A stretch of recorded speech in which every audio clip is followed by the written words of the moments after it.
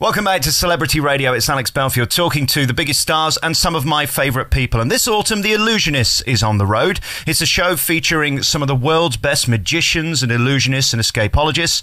And Andrew Basso is one of them. Hello, Andrew. Hello, buongiorno. Oh, nice to see you. So there you are with your lovely German accent. Typical. You're Italian, you're an escapologist, a man of illusion, and you've got the look, haven't you? There's a certain look you have to have if you want to be a magician. Yes, I think so. Actually, magicians and illusionists are known for their skills. Better if they look good. I mean, as any other show business job, you know? I think there is a reality, isn't there? The image and the way you put it across. Whenever I watch the talent shows, I always hear people like Howard Stern or Piers Morgan say it can either look really cool or it can look really old-fashioned, and never the twain will meet. Yes, absolutely, I agree. And with you, I've been watching you online. I haven't seen you yet because you haven't done it yet. You're coming to the UK this autumn, and I'm going to be seeing you in Nottingham, which I'm really looking forward to. I've been watching clips online, and again, there's a look about you of mystique. That's the first thing. Are you born with that? Is that sort of appeal to make me wonder what you're going to do next? Is that something you've learnt or you were born with? I think I was born with, because I remember when I was a kid, I never dressed color dress. I was always in black. I took something from my mother. My mother looked like Morticia Adams. Oh, really? An idea. Yes, really. So I think it was kind of a normal thing for me. Many people, maybe in the magic world, try to dress like somebody else, but the final good result is when you find really yourself and you're not imitating somebody. You find your own personality. In The Illusionists, if you look at the poster, it's quite not believable that everybody dressed like this in normal life. And obviously in the show you push a little bit more your character to make more difference between each other. But everybody in the show, it's what he really is in real life. I've always said the thing about magic is we know it's not real, we know it doesn't exist, we know it's a figment of our imagination, but what we love is to suspend disbelief and go on that journey with you and believe you're doing what you're doing, which is whether it's making the Empire State Building disappear, whether it's making an elephant reappear, or whether it's getting out of a box. There's something in us, isn't there, that we want to believe, and it's another reason why I hate these people who tell us how it's done, because that completely spoils it. We know it's not real. We just want to be able to guess and sort of in our own minds work out how did he do it. Well, I think the illusion is not the final result. I mean, it's the method. Behind the illusion created, there are real skills. So all the illusionists on stage spend all their life to practice and practice and practice and to achieve some skills that nobody else is able to do. And specifically in my case, that I do escapology, actually I really go in the water tank upside down, and I really have to hold my breath for 3 or 4 minutes. And to prove this, I removed all the covers and cloths that usually were covering any emulation of the Houdini water torture cell. So making my escape, for the first time in history, a full view escape, where I show my ability on lock-picking abilities and physical endurance and so on. I've watched so many magicians over the years. One of my favourite places to go for the last 15 years is Las Vegas, and the first shows I always aim for are the magic shows. There's a lovely show called the Variety Theatre where they do a lot of acts that actually are taking part in this tour, and you get to see them close up.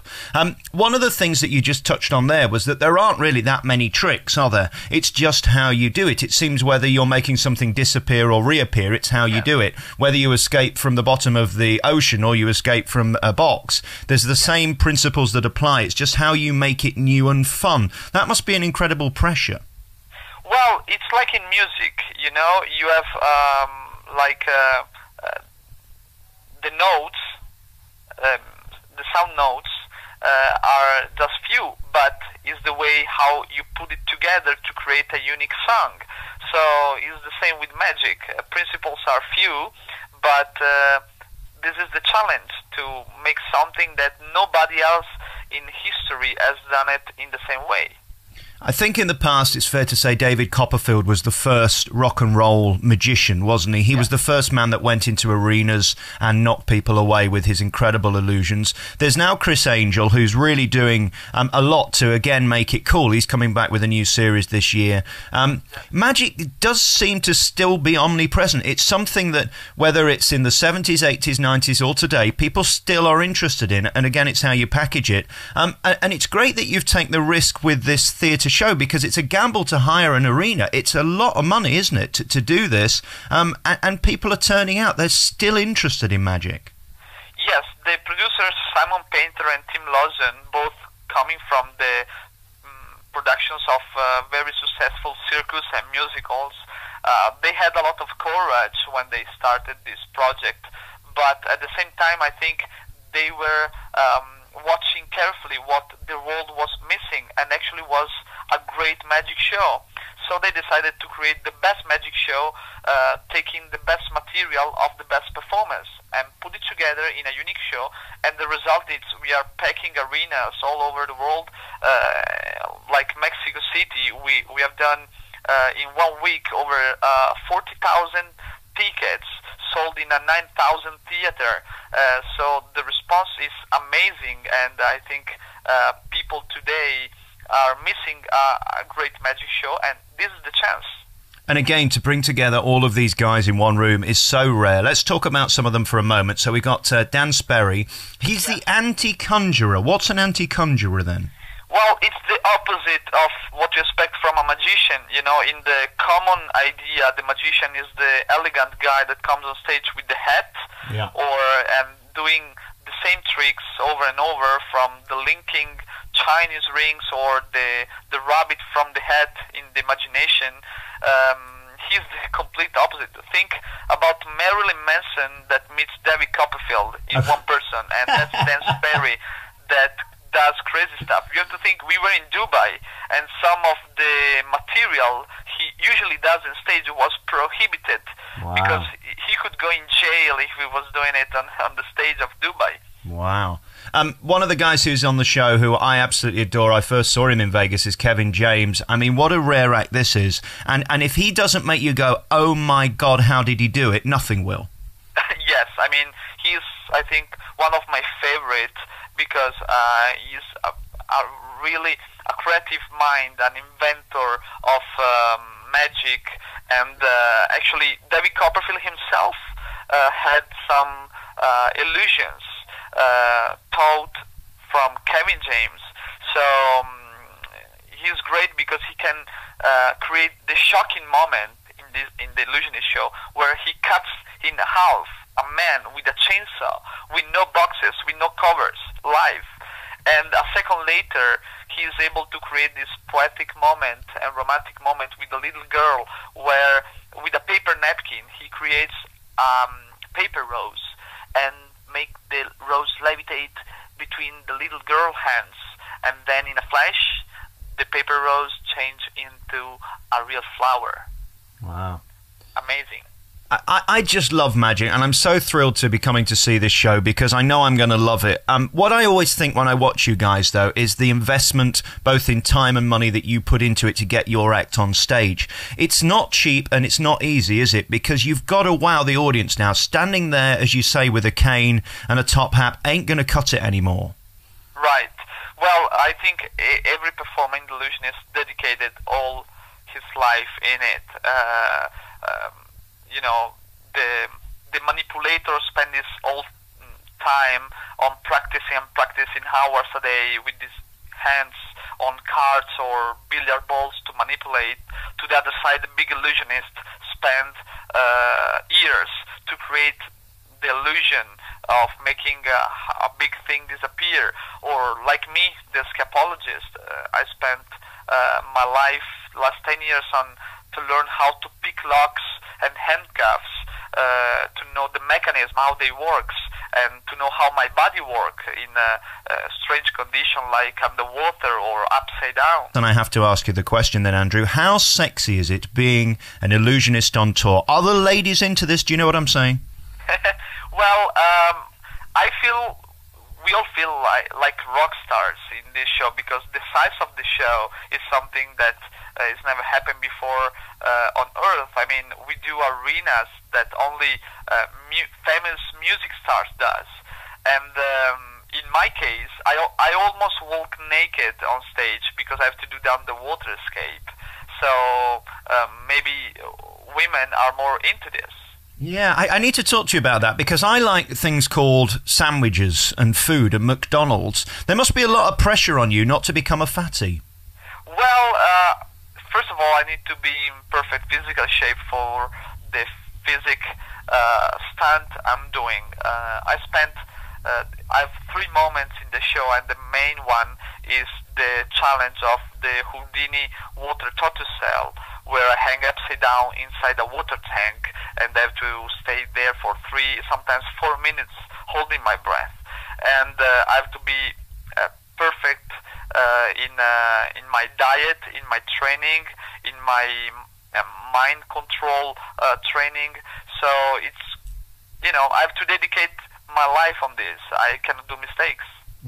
And just on the physicality of what you do, are you spending your whole day in between talking to idiots like me, holding your breath? I mean, I guess it's a muscle, is it? It's something that you have to train and something that over many, many years gets better and better and better. And if you stopped, it would all finish and the act would be gone. Yes, absolutely. I have to keep training, and every day between the tight free time I keep practicing and learning because as much as you give to your art, the more the art will give to you. So, just to give you the dates in the UK: Bournemouth on September 24th, Oxford 25th, at Blackpool Opera House on the 27th, 28th and 29th you're in Edinburgh at the Festival Theatre, 30th you're coming to Dundee Caird Hall, 2nd and 3rd you're in Nottingham at the Royal Concert Hall, 4th and 5th at Manchester, 6th at Sheffield. I'm going to see you in Nottingham. I'm really looking forward to it, and thank you for sparing the time to talk to me. I'm so glad you're doing this because I still think there's a massive place for magic in show business, and for a while, certainly in Britain, it's been invisible. There's really only Paul Daniels left, and that's a shame because this is an art and a skill that people still love, and the kids especially will be blown away by it. Yes, in this show you will see that magic is for all ages, for everybody. The kids can have great fun of the show, the grandparents can have it too. There is a moment for everybody because all the different performers has something completely different from each other. So you can get the mentalist reading your mind, so the adults will be blown away. But to the other side there is the trickster that is very funny and does comedy magic, and kids will love it. So it's the best of the best in a unique show. 4th and 5th of October you're in Manchester, 6th in Sheffield City Hall, 8th you go to Wolverhampton to the Civic Hall, 9th you're at the Plymouth Pavilion, 10th of October you're at Portsmouth Guildhall, and the 11th and 12th you finish in London at the Hammersmith Apollo. No better venue to finish a fabulous tour, a great bunch of guys together with the Illusionists. The best people in the world really have come together to put on this incredible magic spectacular, and congratulations to you for being on it, and to the producers for taking a risk with it, because I'm sure, in this day of money, it's not cheap to get you guys on the road, and you've all got big things, haven't you? It's not as if you can walk around with a suitcase. No, at all. I mean, we have things, cargoes on planes that bring the props around, and the production is massive. Just my water tank that contains 1,000 liters of water, and with all the equipment, it's amazing. The production is amazing. Is that water warm or is it freezing cold? Well, it depends where we are. Here, when I arrived 2 days ago from Italy, actually before Dubai, it was very hot in Dubai, hottest month during the year, and I came here and I felt freezing, and it's not the coldest moment yet, so I'm very curious to see how my water cell will feel in the theater. Well, good luck with that one. Hey, listen, really great to see you. Andrew Basso, I'm going to be coming to see you in Nottingham. I don't think I'll bother coming to see you backstage because I can feel very inadequate around very fit people, so I'll keep myself to myself if that's all right. Well, at the end of the show, I will be very happy to meet and greet you. Andrew Basso, thanks for coming on from The Illusionists. Grazie a voi. Thank you very much.